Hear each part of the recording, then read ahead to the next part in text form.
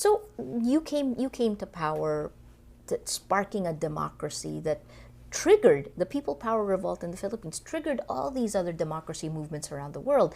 But yet now, 30 some odd years later, it looks like democracy hasn't delivered its promise and we're seeing a swing back. Are we seeing a cycle of history? I'm glad you asked that because you must understand where I came from. I am a full-blooded second cousin of President Marcos. Yes, you And are. my mother was his favorite auntie outside of the direct family because my father and mother gave him safety and sanctuary right after the fall of Bataan and Corregidor, where he Yes. was a fighter. No? Yes, He yes, was a yes. major, and Yes.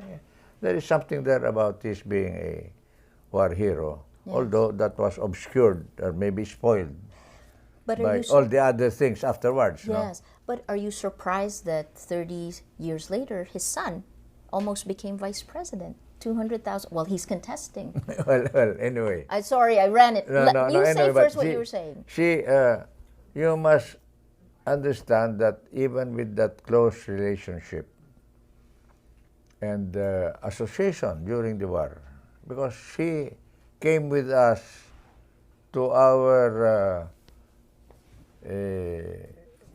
barrio sanctuary in Pangasinan because he was wanted by the Japanese. Yes, So he hid with us for a while. We had Yes. evacuated also for safety because my father was very much in politics and in the guerrillas. Now, to make a long story short, with that background, why did I go against this guy?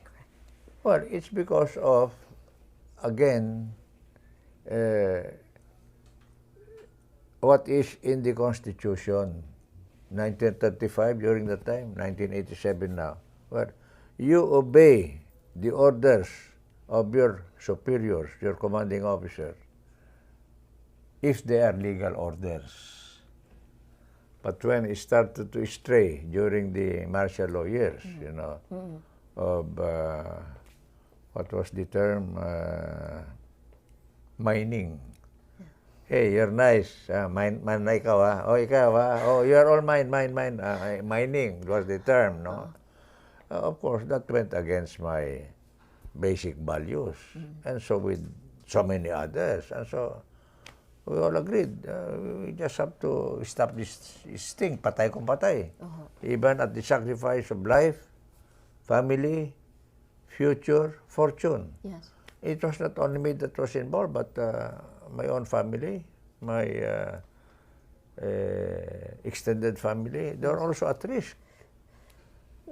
What is the legacy of Marcos now, in your mind, with history now, looking back? What was Marcos's legacy? The Marcos years were good until maybe the first 2 years of martial law. And I give credit to his wanting to, you know, eliminate or reduce crime at that time,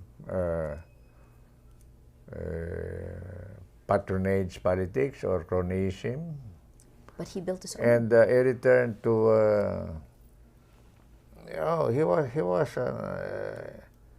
was an anti-communist fighter. He returned to democracy.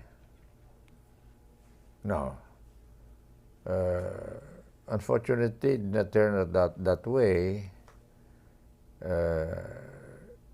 And hopefully, his offspring will revert back to his original character. Were you surprised? But Marcos? it's different now. We're not. I don't think we're gonna see another Marcos in our lifetime. But were you surprised by the rise of Bongbong Marcos?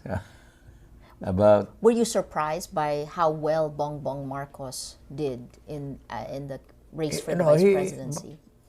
In his own way, he's good. Yeah. Persuasive, convincing. I know him, and Yes. I'm nothing against him. I'm nothing against the children, but I'm just. I said in public already. I said the former First Lady must be the one to speak for the family now because she knows more than any of the children. To include, number one, Where is the rest of the hidden wealth? Number two, what happened in August 1983? Really, what happened? Yes. Because it was not Galman. And then, uh, come out with your life or family ambition so that you can deal with it nicely and you don't anymore involve innocent people. Who are the innocent people? The helicopter pilots that flew from Ilocos Norte to the Libingan. They were just brought into it because they were just junior officers. Oh, and then you must be thankful to me, even if I said, no, the agreement was bury in the municipal cemetery, that's the agreement. But at least, I brought him from Honolulu to Bataca. Can you imagine your helicopters going to Honolulu and flying all that distance to pick him up?